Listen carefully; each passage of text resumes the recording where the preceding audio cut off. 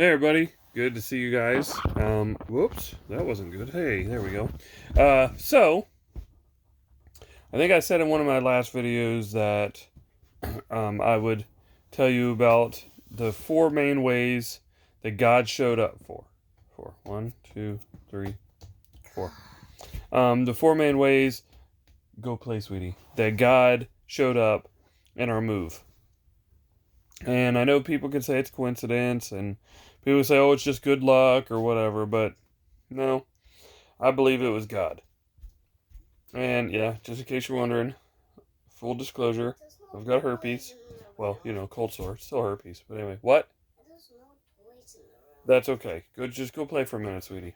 I'm doing a video. Life of being a dad. Um, children interrupt, but that's okay. It's part of what life is. So anyway, the first one, we had bought this camper, which I'm in, living at a campground because we don't have a house right now.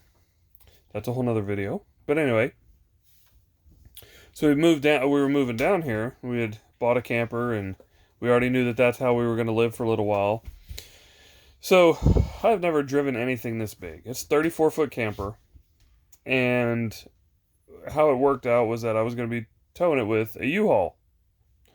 The U-Haul was a 20-foot U-Haul. So if you know how big a tractor trailer, the trailer part, is 53 feet. It was 1 foot longer altogether.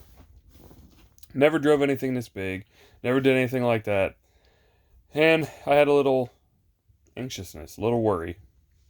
So I prayed. I said, God, like months out, I was like, God, I don't know what I'm doing. I don't know how to do this. I've seen videos, I've seen things of campers and trailers spinning out on the highway, flipping over, wrecking things, getting people killed, blah, blah, blah, blah, blah. So I said, God, I don't know what to do. So that had started to calm me down a little bit. Well, the anxiousness I had the night before we left was my driveway is this big, and a 54-foot trailer is this big. So fortunately for where I lived, I was able to, I thought about it for a few days before. And I was like, all right, so if I swing wide, I should be able to go straight across the road and hopefully just kind of take a long turn and, pull it straight and everything. Well, we're leaving about 4 o'clock in the morning, so, should be anybody on the road, which there wasn't. So I got it all hooked up and everything. We're all ready to go. Wife was following behind in a van, and so I pull out. I swing it wide to the left, and I'm pulling out right. And I get to that point where there's no return, because it's 54 foot. I ain't backing nothing up.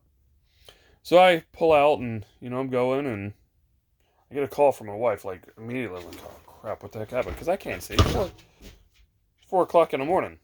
I can't see nothing behind me. I'm like, what the heck? So she calls, she goes, hey, I want to let you know you did that perfect. I was like, oh, thank you, God. Because that's the only way that I would have done it, was God. And he calmed my nerves, and he also said, you know what? Life's an adventure. Get down. Get down. Sorry, dog. Anyway, so I'm like, life's an adventure. So God likes to have fun. God likes to let us have fun. So that was the first one. So the second one that got answered on was the fact that I didn't know how I was going to gas this thing up. You can't just pull into a regular gas station with a 54-foot, 34-foot camper, 20-foot truck and just pull up and get gas. It doesn't work that way. Hold on. So I was a little nervous about that. Well, we were going up through a different way it was a tollway, where you pay tolls, but there wasn't much traffic because I wasn't about to deal with Cincinnati, Columbus, and a few other big towns and cities with, driving a vehicle that I wasn't really comfortable with and a camper that I've never driven before or towed before. So I wasn't about to do that. So anyway, we went up one route, and the first gas station, I got stuck. I needed gas. Nothing I could do. I see a 24-hour gas station.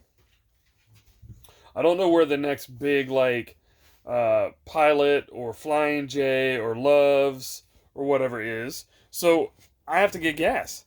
I can't let this thing run out of gas. So I pull into a Shell station. Get stuck. Oh yeah. Like the back of the camper was touching the pole where the gas is. Yeah, not good. So I called my wife. I'm like, I'm stuck. She goes, well, I can't help you because she doesn't know how to drive these things. She doesn't know what to do. So I knew I could back up a little bit, but there's cars behind me that are parked. So I don't, I'm like, what the heck? So all of a sudden, this guy walks over, older gentleman. I put my window down. He's like, stuck? Of course, I had a smart comment. I didn't use it. But anyway, I was like, yeah, a little bit. He is, well, you know what? I've driven these type of campers and stuff all my life. I'm going to get you out of here.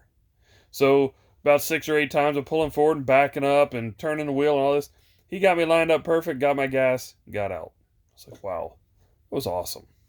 God, you're awesome. So for the next like 2 hours, because I was by myself and the dog, I was like, God, you're awesome. Thank you. That was awesome. He showed up again. So then the third one, gas happened again, whatever. We found a better place. The third one was when we got to the campground. So I was like, God, I don't know. No, I'm sorry. Let me back up. So anyway, the third one was we stopped for gas. And I didn't need any, so the wife did. So she stopped for gas, and I kind of pull into the Love's. It was a Love's, so I was able to pull over to the side or whatever. And I'd been watching a tire out of my one window because it's off just a little bit. It's a little cantered or whatever, but it rolled. So I was watching it, and it was fine to go. So we stopped at this gas station. We're about 150 miles out of from our range of where we needed to be. And, oh, no, I did need gas, but I couldn't get into that gas station. I could get around it, like one of those pull areas. Anyway, so I did. And I get out and I look, and I got a bubble on one of my tires and a cut on top of that bubble. I'm a tire guy. I change tires for a living right now. I know what a bubble and a cut on top of that bubble means. It means you ain't going nowhere, Jack. So I were 150 miles out. I'm like, you know what? I ain't taking a chance. I was like, God, I don't know what I'm going to do. So I go to Love's. They have like a tire shop or whatever. And they're like, well, we don't have tires for trailers. I was like, oh, man. God, I don't know what I'm going to do here. The guy goes, but the guy right over there, that's his business. He does tires for a living. You give him a call, he'll probably have something. So I call the guy. He's like, yeah, I got that size in stock. He's like, bring it on over. I was like, sir, I'm a 34-foot camper and a 20-foot truck in front of it, and I can look at your lot, and you got about 10 feet from the road. I'm not hanging out, 44 feet. He goes, you at the Love Station? I said, yep. He goes, all right, I'll send a guy over. So long story short, on that side, he sends a guy over and takes care of everything. I was like, that's awesome. And I was praising God. Got into another gas station. Got gas, we're fine. So we're getting to the campground. It's all mushy and nasty and bleh. And I get here and I pull in and it's a pull through.